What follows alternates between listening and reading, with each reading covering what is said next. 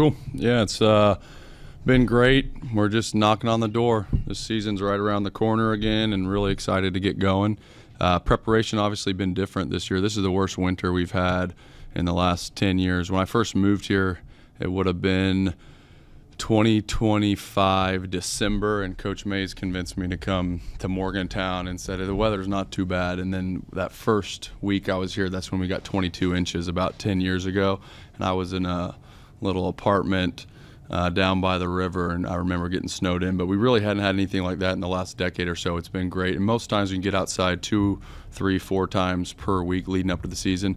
This has been very unusual where we've had to be creative. We've been outside, we've been pushing the limits in 25, 26 degree weather outside, but you got to be smart with how you train and how you go about it to make sure your players are healthy. But we've been really, really blessed in the last 2 weeks. We went down to Charlotte 2 weeks ago and we played a scrimmage on Friday just because we had to get outside to be able to base run and see live balls off the bat and compete. And then we just returned late last night around 11 o'clock or midnight from Columbia, South Carolina. So it's kind of a interesting place to go. It was literally the furthest place within driving distance that we could go and basically make it after scrimmaging Friday morning. So we scrimmaged Friday morning, we got on the bus around 2 or 2:30, and then drove the 8 or 9 hours to Columbia, South Carolina, where we had a field that somebody allowed us to use. And so we played 2 long scrimmages on Saturday and Sunday.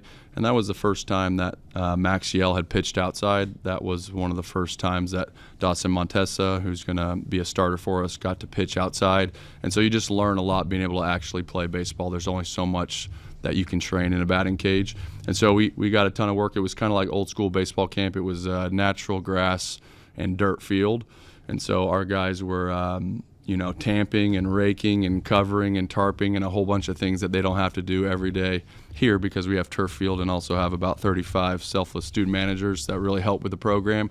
So we were taking buses and kind of in baseball camp during the weekend. So we just returned from that trip, and now we have a few days to prepare before we get on the plane to head to Georgia Southern. How much of these past couple of scrimmages and whatever are going into who may get the most looks early? And if you could go through a little bit with that from a pitching perspective and also from a lineup defensive perspective. Yeah, I think the fall really tells you a lot of who you're comfortable with, and it probably goes from maybe 18 position players to you think maybe there's 14 that are really competing for more of the time, and that probably dwindles down to more 12 that you think maybe instant impact with some roles starting to develop. And then by the end of this weekend, you probably say there's 10 to 12 guys that are competing for everyday starting jobs. There's some guys that need the benefit of the doubt when it comes to failure early in the season, and then there's some other players that probably need to platoon more. On the pitching side, really, I think pitching is probably most decided closer to the season. Once you get back from Christmas break, it's so important for how the guys train over Christmas break. So who takes care of their arm care and their throwing and their routines, because you truly have to build up while you're away from campus. So the players that are great at those processes and come back bigger, faster, stronger, with more command, more velocity, more stuff, and consistency, they have a chance to pitch earlier on. So very similar to the position player side, just in the sense that when we came back here, we basically set up 3 games versus each other, like a Friday, Saturday, Sunday series.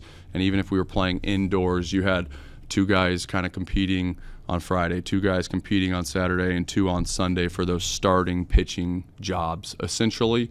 And then as the weeks have gone, we've started to narrow who we think we'll start with. But early in the season, pitch counts are usually at about 75 tops. We've built up to that. No one's thrown that much yet. They're at 60 to 70 pitches this last weekend. And so ends up needing to be a lot of piggyback starts, meaning that someone could start and go 3 or 4 innings, and then you bring in another somebody that's already been built up in a similar role. And so early in the season, you're putting guys in those starting roles, but it doesn't mean that week 3, week 4, week 5 might look a lot different. It's just who did you build up to be able to get the largest workload on these weekends coming up. Steve, you talked about Montesa. What did you see through his recruiting? Does he kind of fit the description of those successful Division II players that you kind of brought up? No doubt about it. He's a superstar. So he was at Adelphi, which is obviously not a powerhouse program that a lot of people have heard about, but he had a lot of success. His walk to strikeout numbers are insane, and really, when you're recruiting transfer portal starting pitching, pitchers that are able to throw 80 to 100 innings, whether it's NAI, Division II, Division III, Division I, that just means that you're able to stay healthy, compete, and not implode on the mound. And I don't care if you're facing little leaguers or you're facing big leaguers. It doesn't really matter. So there's not that many guys in the country that can actually do that, show up every week and throw 7 innings. So that's a great starting point from a recruiting standpoint. His school is small and there's not a ton of resources there, so they don't have TrackMan, they don't have video. We didn't even have real velocity. So we knew some scouts and we knew some agents in that area who had gone to Adelphi, and they're playing in February like we are, but they saw the kid throwing 95 in basically a snowstorm. And so it was like the legend of Dawson Montesa. Like, it wasn't documented, there was no real video. And so we recruited him once he got in the transfer portal and were really serious about him, but we still didn't really know. So he went to summer baseball in the New England Collegiate League, and they have some of those resources in that tech. And so the very first outing, when we were able to get our hands on, this guy actually is throwing 92 to 95 with some power stuff and good spin, we already knew that, like, he was in the zone, he was competing, he was healthy. He had been, we scheduled a visit basically like a day later. He came on campus, awesome kid from New York City. His dad's a master plumber in New York City. He was beautiful. He was like, these stars are crazy. In Morgantown, like, he had truly never seen stars before. And I think he told me that there was a Church's Chicken that was next to his apartment complex in New York City that's open 24 hours a day. So they have like blackout curtains and all sorts of stuff. And so this was like a whole different world to him, but him and his family kind of fell in love with some open air and mountains and a beautiful landscape and obviously a great baseball program. So I think he's just one of those simple kids that's really thankful to be here and stupidly talented. He's got an elite arm, probably more stuff than the other successful Division II pitchers that have been here that have gone on to play pro baseball. He actually has more God-given electricity in his arm. Steve, how about the other 2 Division II guys you brought up? Is there only 2? Who are we talking about, Korn and Chance and Cole? Yeah, Ian Korn's been fantastic. He was the National Division II Pitcher of the Year last year, and he's been great. Strike thrower, competitive. He's going to provide a ton of value to our team. And Chance and Cole's probably been the biggest surprise. So he's the youngest Division II pitcher out of that crew, and he's from Newberry College in South Carolina. And when we were playing Clemson in the regional, we were recruiting him pretty actively. And so he came and bought a ticket and watched us play Clemson. So sweeping that regional sure helps on the recruiting front when the Mountaineer fans are going crazy and you're winning ball games. And then before we flew out on the jet after winning the regional, I had breakfast with him and his family at a breakfast restaurant. Got to meet his folks. Awesome family, awesome kid. He's about as mature and confident as a sophomore player that I've ever had. And so sometimes when a player's coming from a lower level, I feel like they kind of put their toe in the water and figure out, like, hey, am I meant to be here? Can I do this? He's just come in with like such conviction and clarity that he's capable. He's really been a pleasant surprise. He'll actually be our Friday night starter to open up the series against Georgia Southern, and he's a pitchability righty that has been very consistent for us. Ian obviously had great numbers down there winning National Pitcher of the Year. But Yeah. how does that transfer up, do you think, for him? I think it absolutely plays. All 3 of those guys kind of fit that mold that we talked about. It's 80 to 110 innings of health, consistency, clear-headed, and winning. So that's what they all had in common. So you have these winners that showed up every 7th day and gave their best effort, and their coaches basically let them go until they could go no more. And so that's rare. But at the lower levels, it happens more often where guys get to 100 pitches or 120 pitches just because you don't have this back-end bullpen of stuff and velocity and usually an eagerness to get more players involved at our level, at the Division II level. The drop-off between a Dawson, a Cole, or an Ian is probably very significant, and so they let those guys pitch through situations too. In the second inning, it's bases loaded and you give up a couple runs. It's not like we got to get to the bullpen. It's like, Corn, you're going back out. So they just get to mature, where at our level, oftentimes there's like pressure to put somebody else in the game or to try something else. That's why I think those kids develop at a very fast rate, sometimes at the lower levels. You talked about building a program. Last year, you guys were in the preseason poll fourth. Now this year, you're third. You guys keep growing. How important is that to the program? The rankings mean nothing and are of zero importance to the program, but the fact that the peers of the college coaches in this league respecting the program certainly means something. And I think most of us don't really know what the other schools are going to be like. We recruit some of the players, but the unique part about WVU is that we're a little bit on an island. It's maybe a hair different now that Cincinnati's in the league, but I don't think Oklahoma State, Arizona State, BYU, Houston, or UCF has any idea who the hell Dawson Montesa is, or Ian Korn, or Matt Einish, or some of the portal players that we brought in. Maybe you ran into them or evaluated them on the transfer portal side, but it's really more about a respect for a program and a culture that's being built, where you start to just respect the people in the league and say, year in and year out, they put a quality product on the field, they recruit the right kind of kids, their staff's elite, those kind of things. And so that's certainly flattering to be considered a top program preseason by the coaches. Where does Chase Meyer, where does he fit into the pitching plan? At least? He's incredible. He was our wins leader last year. He's of the highest talent in the country. He actually broke his finger when he came back from Thanksgiving break. So he had a finger break and now is building up. But he's probably, I hate to say, use the word behind, but just from a scheduling standpoint and a build-up standpoint, he's probably 3 or 4 weeks behind the rest of the pitching staff. But he's in a great spot. He was up to 97 miles an hour 2 days ago in Columbia, South Carolina. So his velocity's there. He's healthy. He's pitching. He's just right now, I think he got up to a max of 30 pitches. And so he'll be coming out of the bullpen early this season just because he's probably at a 2-inning, maybe 3-inning max, depending on how efficient he is early on here. But he's capable of anything he wants to do. If he competes well and throws strikes, he can be a starter, he can be a closer, he can be a middle reliever. He's one of the most talented kids in college baseball. In a normal 4-game week, Kelly catches 3. One, or I think Graveline has turned into such an elite catcher and so consistent offensively throughout the fall that we're going to have to see how that plays out. If it ends up being a 50-50 split, I wouldn't be surprised at all. Or if Graveline ended up catching a little bit more, it wouldn't be shocking just because of Kelly's versatility.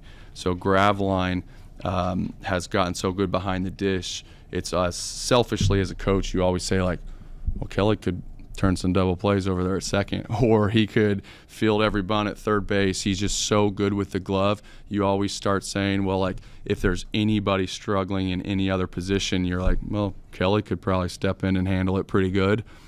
So we'll have to see how the games go early on, but we are very, very convicted in our catching core that it's extremely talented. So Graveline, Kelly, and Creed Erdos has done a great job. He's a transfer from JMU that had knee surgery, and he's just really, really worked himself into a position to find his way into ball games as a younger guy. So he provides a lot of protection from the catching side of things. and then does Guzman stay hurt? Guzman trained at second base this fall and center field, and so he will likely open up in center field for us. He played third base for us and played right field for us. Him and Paul Schoenfeld have been excellent in the outfield. They're both true center fielders, and they'll probably both get their shot in center field, but going to start with Guzman in center field. Steve, is Chase's broken finger on the pitching gear? Or what? It is. It's already. Yes. And in regards to the Division II kids, do you consider the success that Kern and Clark had when you're weighing at all, or is it completely separate? As far as Knowing that they can get it done at this level, and you've seen. yeah, I wish I could translate that.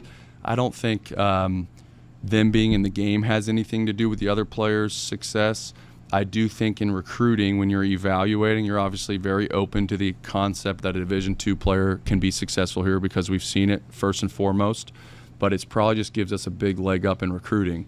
So nobody else can really tell this story, right? The two most successful pitchers in our program over the last 2 years are probably unequivocally Griffin Kern and Derek Clark. From a total innings standpoint and success standpoint. So when you're recruiting these kids, they like to see the proof of, okay, I hear you think I could be a starter at West Virginia. Has anyone ever done it that's like me? And we can say, yeah, like nobody else in the country. And so I think that's when you look up, and we didn't go just attack Division II kids. We recruit everybody, and there's a lot of great players. We just happen to probably get the 3 best Division II pitchers in the country to come to WVU, and that's truly a story, I would say.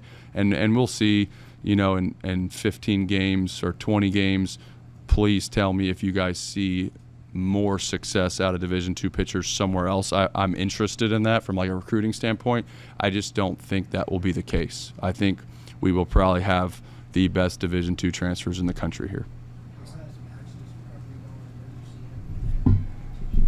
Yale, it's been tremendous.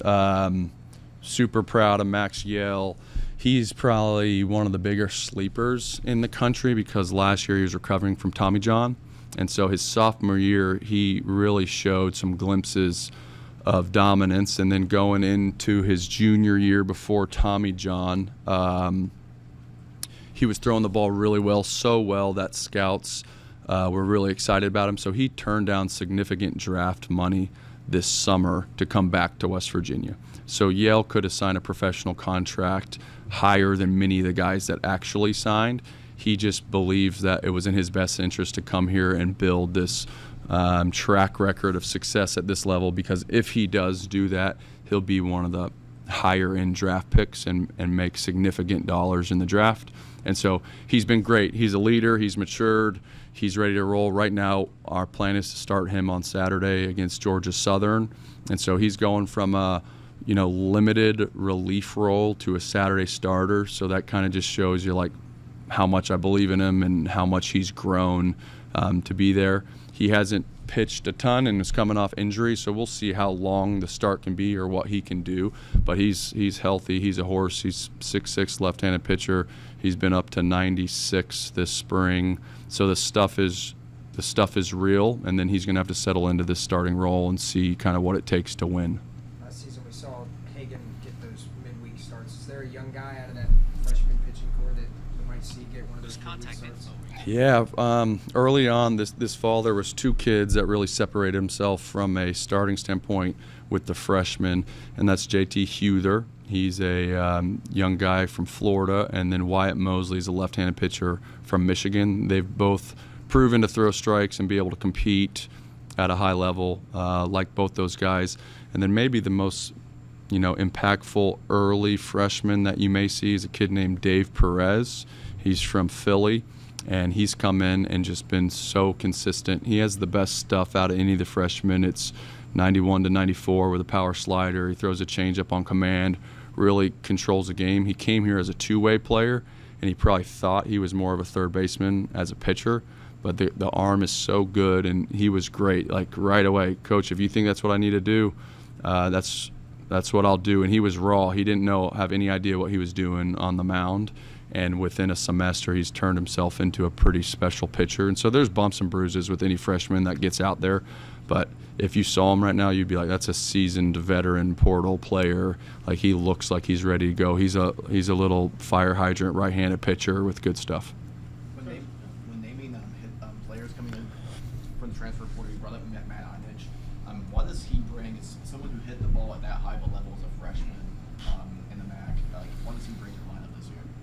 You guys are going to be fired up to watch Matt Einish. She's really special. So he's going to be our starting shortstop.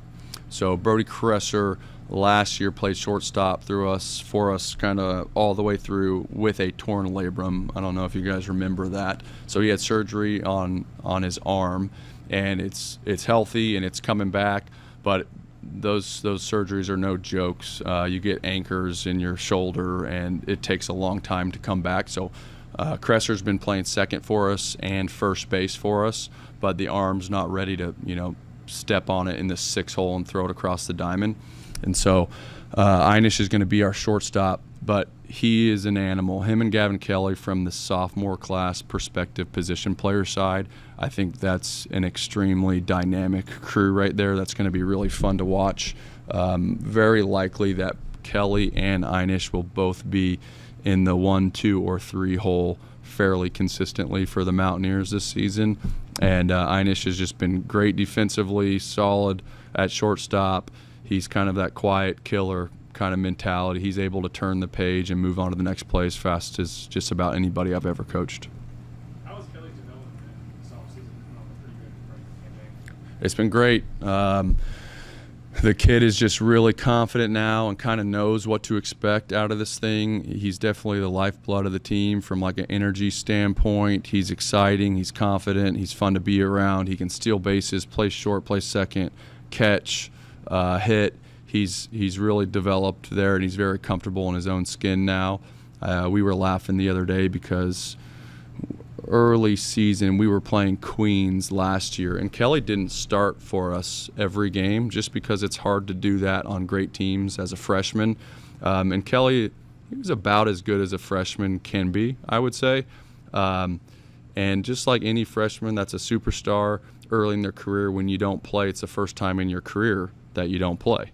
And we were joking with him because Coach Garcia was talking him off the ledge at Queens a year ago or so because he wasn't playing, and you could see the body language, and he was upset. And so now he's going to be in a position to be able to talk to some of these young guys that are learning what it's like to be on a good team, and that there are roles, and that you develop, and that you step into bigger moments. Because Kelly down the stretch was as important as anybody for our team, but it doesn't always straight line.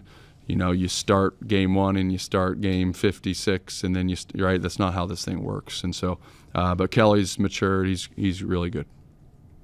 You mentioned Kresser at first base, losing Hussey like that, and then you also have Lumsden who can play anywhere. Is Lumsden also in that conversation for first base as well? Absolutely. Yep. And this fall, first base was probably just because Hussey played there so much, and we'd always been like, well, Hussey will play first, right? It's kind of that was taken for granted. So first base was the biggest whole learning experience, tryouts, whatever you want to call it, this fall. And so Ryan Maggie played first base. Ben Lumsden played first base. Freshman Zahir Barjam played first base. I put Schoenfield, Brock Wills, Brody Kresser, Tyrus Hall, Matt Roball at first base. Everybody at some point put on the big mitt over there to see if they could pick a ball. Kresser's just a great option because of Graveline catches. Kelly started at second base a lot for us last year, so that would be very easy. And for Kresser, we put him over for the first time over there about 3 weeks ago, and within a couple at-bats, he picked a ball at first base. Third baseman threw a ball, and he picked it, and he's like, why is everyone saying this is so hard over there? This glove's huge. So he had fun with it, and Kresser's the ultimate team guy. Like, there's no ego, there's nothing but winning in that kid. And so you could put him anywhere on the field, and he's just having fun with it. And then Lumsden has played a bunch of first base. This week, he had his best offensive performance of the spring while we were in South Carolina. He hit 2 home runs in 3 at-bats when we first got down there, so that was pretty loud. And he's developed and getting better, so we're excited about that. But I'm very confident in putting Lumsden at first base as well. Barjam was one of the players you mentioned coming off injury. His progression and anything else you're concerned about or would be concerned about? Yeah, Barjam missed the fall. He had surgery on his lower half, but he's back. He's really special bat. So he's a freshman that can flat out hit. One of the best right-handed hitters that we've brought in. That's ready to compete. If you just threw him in every game, he would probably hit for you. He needs work defensively, base running, and when you miss an entire fall, you just don't get the reps that everybody else gets. And so he's working to put himself in a good spot. But from an offensive standpoint, special freshman, we've put him behind the plate a little bit. We're kind of training long term. We think he might be able to catch. He came in as a middle infielder, and we ended up training him primarily at first base just because we didn't have a right-handed option over there really until we put Kresser over there with Maggie and Lumsden primarily playing first base. It was nice to have a right-handed option in Barjam, but he'll get in there too. He's an exciting young player. Coach, in terms of your outfield, how do you kind of plan to go about all that with all the senior talent you have, a couple fifth-year guys? How do you sort of plan to get all those guys some reps? Yeah, there's a few options. It's primarily left-handed with Guzman in the outfield. So you have Guzman, you have Paul Schoenfeld, who's a transfer from Colorado Mesa. He's another Division II player that is incredible. He's a fifth-year guy with high baseball IQ. I've fallen in love with how that kid plays the game and how he approaches every day. Brock Wills is a senior from UNCW who's tooled out, really good player. You have Ben Lumsden, who's a returning player that's had success in spurts here. All those kids are left-handed. And then we usually train people at multiple positions, more than most schools. So Matthew Graveline, who has been in the middle of our order since the beginning of the fall, he's just had a lot of success. He catches and also plays left field. He played left field for Ohio State, and he's a right-handed hitter. And then Sean Smith is the transfer from Georgia Southern, actually, who's a senior as well. So he's a right-handed hitting option who's had a lot of success throughout his career offensively. So essentially 4 left-handed veteran bats, 2 right-handed veteran bats, and then you sprinkle in some younger guys that have been developing really nicely. And Maxwell Melessa, he's a returning player. He's a sophomore left-handed hitter. Sean Goldie's a freshman. But we have options, certainly have options, and so that's where it's always interesting for when Kelly's catching, where does that put everybody else? Who's hitting, and if you want to match up lefty versus righty. Seems like you and Randy and this program in general really prided yourself on versatility with players, being able to move guys all over the place. But I mean, hearing you talk now, it seems like this might be as versatile of a group as you all have had maybe in a while. Is that fair? Totally fair. And the staff really understands it because it starts with what we did here for a long time, and Randy was never afraid to throw somebody at a new position. And it's hard in the fall when you know, positional coaches are working with somebody because there's only so much information that each player can intake. And when you're learning about bunt defenses and plays and cuts and relays and all these things that are position specific, sometimes practice can stay sloppier longer than you would like because people are all over the place.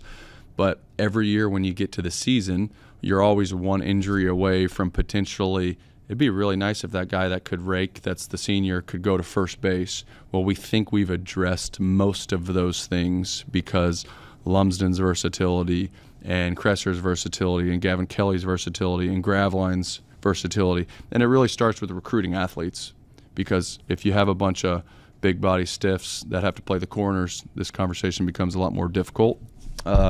So I am proud of that fact, and sometimes that can bite you in the ass too, because if a player's not prepared to put him in a position and you've dreamt it up, but we think we've put the work in to make sure kids are confident in those spots. You guys also Full off season with the new facility. Have you guys done anything different training wise, or kind of just been more specific on certain areas with it? Ton different. So I think this is a new age of Mountaineer player development. That's just the truth. I mean, we have a full-time biomechanist with a PhD on staff. So with that comes new things and new language and new coaching and new techniques and understanding how the body works. We've never had covered cages during the winter.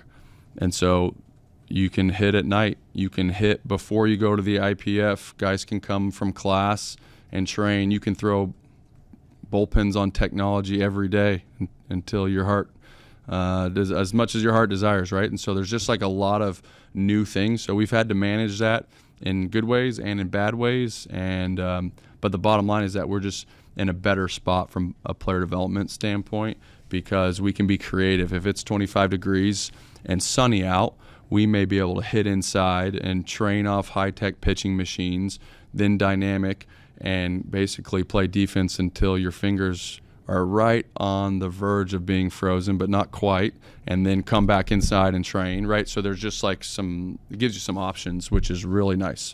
And so I'm very excited about how we were able to train. And we don't get into the IPF if we want until usually about 6:30 or 7 p.m. at night. And so there's some balance that of guys just sleep schedules and recovery schedules. And like if you run every night from 7 to 11 p.m., you might wear dudes out. And so this building has allowed us to kind of be creative when it comes to practice scheduling.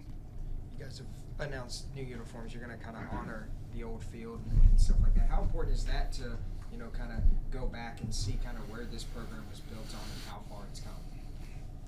Really important. I feel like I'm a broken record because I talk about that all the time, and every time I do, I'm always like, I got to quit talking about Hollyfield. But that's what I knew. Like when I showed up, when I was at Oklahoma State, when we came and played here, and it was the chain link fence, and it was the natural grass, and it was the porta potties. I tell that story all the time, but that was my motivation, like seeing that to where it is now and then where we want to go from here, right?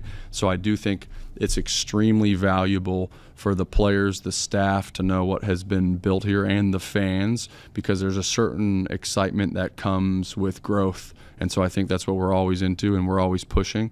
And then the amount of feedback that we've got from former players and staff members, just excited that somebody and a program would honor the past, because I felt like before there may have not been enough recognition for what this program had done with the resources that it had. So I think it's just like a sense of pride of 125 years of guys playing hardball for WVU. And so I think it's just like a connection of the past and the present, which is pretty cool.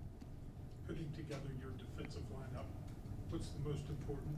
Infield clean play, outfield coverage? If you've got to have one thing, what is it? Yeah, it's a great question. It's always like a sliding scale on all that stuff. I've never pigeonholed myself to say we're a base stealing team, we're a defensive first team, we're a bunt team. I really like to be versatile and use the personnel accordingly. It's really interesting when you slide Kresser over to first base. If you had Kelly, Kresser, Einish, and Hall potentially starting in the infield, all four of those players were high school, junior college, or Division I shortstops. So you just become a pretty athletic infield. And we usually have had some boppers on the corner, whether it's Hussey or it's Chumley, or a few of those kind of guys. And so we have a chance to have a very athletic infield. Guzman's one of the fastest players in the country. Schoenfeld's a great defender. Lumsden's proven to be great. Wills has speed. So I do think we'll have a solid defensive group. I'm probably a sucker. I guess now that I think about it, you want to pinpoint me. It's the middle of the field. So it's catcher, short, second, and center field. So you obviously want high-quality players that can handle the ball at a high level there. But the consistency there, I've always been a big sucker for, and that was part of the reason we put Sam White at second, because he was just going to be in the lineup every day. Non-traditional, thick-bodied second baseman that just moved okay, but he was really sure with the glove. He was a leader, and he'd be there every day, and so we just left him there. When you start interchanging shortstops a ton, that's probably our biggest challenge for me as a coach this year, because you have two catchers that need a catch. You have, when one of them catches, the other catcher's so damn good, he probably has to play middle infield, and Gavin Kelly. Guzman has played infield, but he's our center fielder. So I'm like, are we going to play merry-go-round with the middle of the diamond And I think the reality is that we probably have to with the personnel that we have. So we'll see how that evolves a little bit, but that's probably something that we just haven't done a ton of. It's normally like the catcher catches 85 to 90% of the games. The middle infield's the same. The center fielder, Skylar King, jogs out there every day. So I just think this team, because of its versatility that we preach and that we love, will probably force us to do some of those changes. Going back to where you've been, you ever think about like still where you want to go when you look at the stadium and kind of put this here, or maybe add this bell and whistle to the program? I'm sure you have a list, right?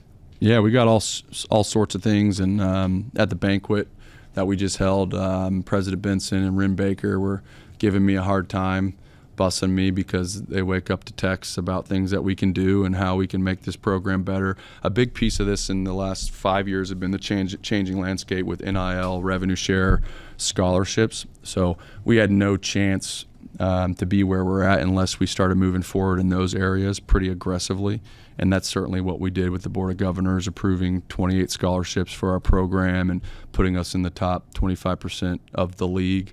Then revenue share and third-party NIL has a big part of this. And so it was always this arms race for facilities, and then it became an arms race with the roster resources. And so we've gotten in a position where we're competitive in this league at a minimum from a roster standpoint. So it'll probably swing back a little bit to the facility side, but I think the most obvious one right now is the fact that we've sold out season tickets for 2 consecutive years, and people want to come to the games that potentially can't get into the games, and so that's a bad business model long term. And so I think there's some concepts being thrown out there about the berms, being able to set those up for more fans, whether that's large amounts of seating or luxury seatings, or those concepts they talk about with return on investment. But I think that's something I would really like to see. We got that scoreboard taken care of last year, which was awesome. I think the chair backs need work. They're old and broken and not that comfortable. And then one other project was that large fence down the third base side where fans essentially can't see through it. It's kind of like it's kind of like a prison bars. Probably shouldn't type that in there, but it's probably not fair. But you can't see through it. So on the first base side, you have the drink rails, which is awesome. Everybody gets a beer and watches the ball game. If we could do that, that'd be a pretty easy solution for more viewing for fans on that side. And then the other piece is just this infrastructure and this total build out of this biomechanics and performance center. That thing is a monster of its own. So I think there's over $1 million in technology in there. You hire a biomechanist. You have a partnership with the School of Sports Science. You bring in a private company that's called BioPrecision that's operating out of there. And so just the infrastructure and the manpower required to run that facility at a high level requires a lot of attention and resources. So we need to keep pouring into that if we want to separate ourselves. Back to Chase, can you reveal what finger he broke? And you said that his velocity is good, but with just different pressures on the ball, how is his secondary pitches looking? Yeah, I wish I was less ignorant in this. I believe it was his index finger. It might have been his middle finger. It was a really small break, but obviously on a pitching hand, that matters tremendously. And so we felt good about it. I forget what type of break they call it, but if it was a football player that caught a pass, he wouldn't be out of the game. He would keep playing. Essentially like a bad jam is what they said, but with a pitcher it's just a whole different story. And so after 3 weeks they thought he was good. He started throwing a ball after 3 weeks, and I think he's 7 or 8 weeks since then. Early on, pressure of the curveball bothered him a little bit because of how the ball sit and how much pressure it put on that finger. But now he's throwing his whole arsenal, and the velocity's up again. And so we're past the break. There's no break. They've done X-rays and they've looked into all that. Now it's just building up the pitches and the shoulder and making sure that he's in a good spot from a feel perspective. Going good. Do you think that'd be beneficial? Not a good thing, but like you kind of open up a starting spot, a couple more innings maybe. So can't give you 6 Yeah, you never know. You never know like how it'll turn out necessarily, but maybe it gives someone else an opportunity to start and get off to a great start and build confidence.